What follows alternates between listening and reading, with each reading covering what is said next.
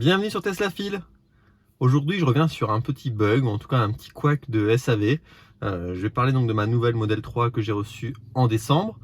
À la livraison, je savais que tout ne serait pas fonctionnel, mais on parle de broutilles, bien sûr, on parle de l'induction pour la recharge du téléphone et de ports USB qui étaient manquants. En soi, c'est pas bien grave et j'étais vraiment très content à l'époque de recevoir la voiture, surtout voilà que je l'ai reçue en avance, que du coup c'était une licorne et donc avec l'accélération équivalente à mon modèle précédent. Et donc voilà, plus toutes les améliorations bien sûr des modèles 2022 comme les sièges arrière chauffants ou le volant chauffant. Voilà, le gain d'autonomie, c'était pour moi, voilà, j'ai pas de regret là-dessus, c'est vraiment une super voiture et j'en suis content, mais néanmoins il y avait cette petite broutille qui m'avait embêté. Euh, C'était pas bien grave de pas l'avoir directement à la livraison, je le savais, ils m'ont prévenu, pas de souci. Cependant, quand ils m'ont annoncé que je pourrais avoir effectivement la charge à induction installée et le port USB, à ce moment-là, on m'a dit bah, le port USB, il ne prendra plus en charge la data. Et concrètement, qu'est-ce que ça veut dire que le port USB de la console centrale qui prend plus en charge la data? Ça veut dire qu'on ne peut plus brancher de manette pour jouer ou de clé USB tout simplement pour écouter de la musique. Ça veut dire que ça sert uniquement à la recharge des appareils. Donc voilà, c'est ce petit point que je vais aborder avec vous, vous expliquer un petit peu concrètement comment ça s'est passé, quelles sont éventuellement les alternatives et voir un peu où j'en suis aujourd'hui. Oui, oui. Alors je vais commencer par parler de la musique. Concrètement, moi j'ai pas l'abonnement premium de la Tesla, ni même d'abonnement Spotify, Deezer, Apple Music ou tout ce que vous voulez. C'est pas trop ma tasse de thé, je suis peut-être un peu vieux jeu, mais j'avais l'habitude moi d'acheter mes CD, de les mettre éventuellement en MP3 dans mon ordinateur et d'utiliser des clés USB dans ma voiture. Je sais bien que c'est plus dans l'air du temps, mais néanmoins j'ai toujours fonctionné comme ça et j'ai pas envie d'être abonné spécialement à un système de streaming musical. Aujourd'hui, donc je pouvais utiliser aussi mon téléphone, je branchais simplement le téléphone et, ou une clé USB directement et j'écoutais ma musique comme ça sur ma voiture.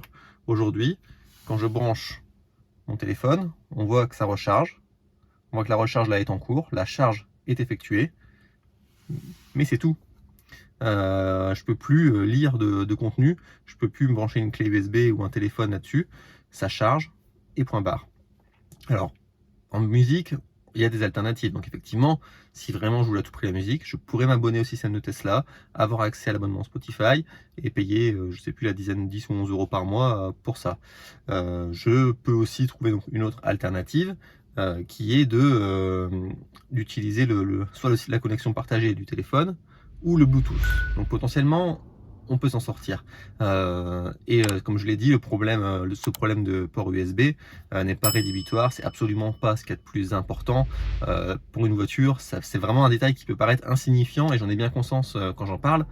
Néanmoins, ce que je regrette, c'est tout simplement le fait qu'on ne m'ait pas prévenu. Enfin, quand on achète une voiture comme la Tesla, on pense aux améliorations qu'on va avoir. Et effectivement, c'est super, c'est exceptionnel même d'avoir autant d'améliorations par rapport à la voiture précédente au départ pour un prix équivalent, si on ne prend pas en compte le bonus. Néanmoins, avoir des fonctionnalités en moins, bah, ça surprend. On s'y attend pas en fait à avoir des choses qu'on peut plus faire avec la nouvelle. Et même quand c'est un détail comme ça, j'ai trouvé ça un peu dommage. D'autant que là, on est en avril. Ma voiture, je l'ai eu en décembre, fin décembre. Ça fait quasiment un peu plus de 3 mois plein, on va dire. Ça a pris beaucoup de temps. Ça a pris beaucoup de temps pour qu'on m'installe tout simplement l'induction et le port USB. C'est aussi un peu ma faute, parce que j'ai essayé de batailler un peu, de négocier auprès de Tesla pour avoir un port USB qui prend la data, pour avoir un port USB où je peux brancher ma musique, où je peux brancher la manette de jeu, le jeu, j'en reviendrai après.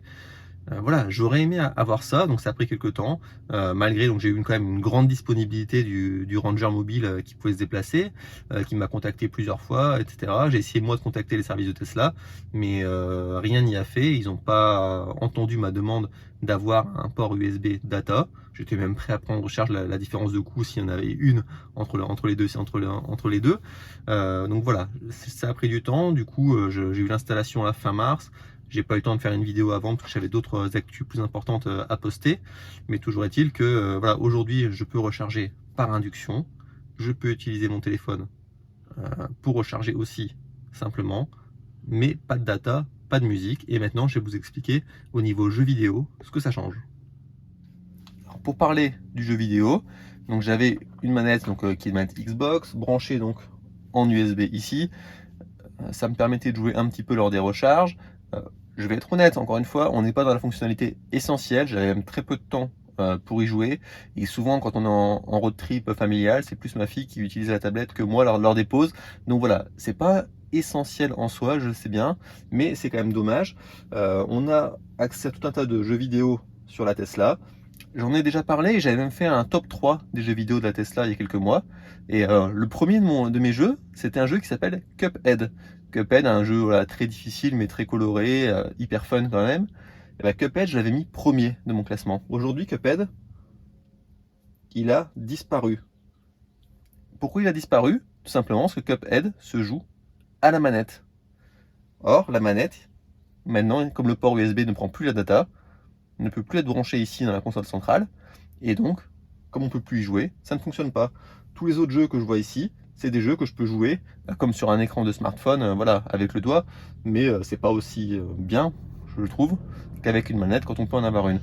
Et vous avez peut-être entendu parler de Sonic aussi, qui faisait son apparition sur les écrans de la Tesla. Et ben, idem, Sonic, moi, n'apparaît pas, il n'est pas proposé. Pourquoi?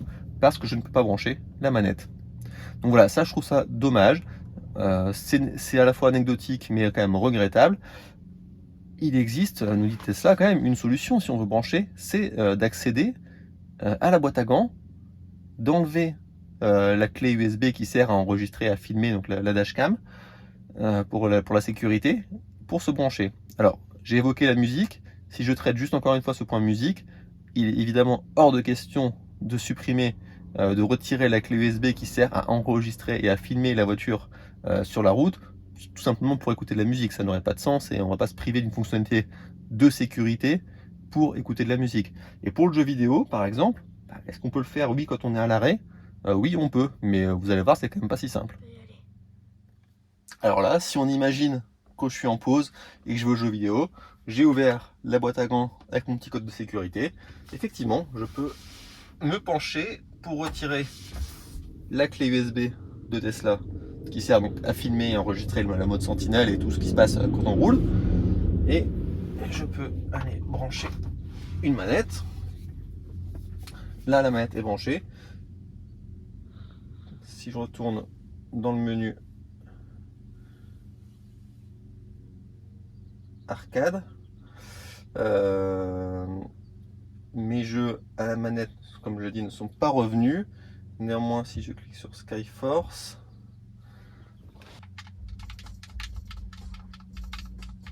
donc là, on voit bien, ça fonctionne avec la manette. Donc ce jeu Skyforce qui peut être joué avec ou sans manette, comme j'ai branché la manette, ça fonctionne. Par contre, les jeux que j'ai évoqués tout à l'heure qui ne se jouent uniquement à la manette ne sont toujours pas disponibles pour y jouer, même après avoir branché la manette. Donc voilà, il y a une perte en termes de jeux vidéo. C'est faisable, mais c'est moins pratique quand même de devoir enlever la clé à chaque fois pour brancher une manette. Donc c'est un peu, voilà, c'est un peu dommage. Vous voyez, sinon quand on le met avec le doigt, on peut balayer aussi. Mais bon, voilà. Ce système est donc faisable, mais pas parfait. Et j'ai envie de dire, après tout, on ne joue pas en roulant. Ce que j'ai fait là, de retirer la clé USB Tesla de sécurité pour mettre Skyforce, c'est pas très gênant en soi. Si on a l'arrêt, quelqu'un veut vraiment jouer, il peut. Néanmoins, c'est quand même dommage d'avoir fait disparaître Cuphead ou de ne pas installer Sony pour ceux qui vraiment sont attirés par cet aspect jeu vidéo. Voilà, moi je le dis de manière anecdotique, mais c'est quand même dommage. Donc voilà, en conclusion de ce petit pépin de SAV, ce petit couac, je le répète une nouvelle fois, c'est pas le truc le plus important sur la voiture, ça n'empêche pas de profiter de sa voiture. Je trouve juste dommage que Tesla n'ait pas assuré une fonctionnalité qui était présente précédemment. Je pense pas que la différence de coût soit énorme. Je trouve ça dommage qu'on n'ait pas entendu ma volonté de client de conserver ces ports USB data et qu'on m'ait un peu voilà, forcé du coup à installer ces ports USB non data qui prennent juste la recharge. Il y a des solutions alternatives pour la musique, oui, avec le Bluetooth ou le partage de connexion si on ne veut pas prendre l'abonnement et payer encore en plus.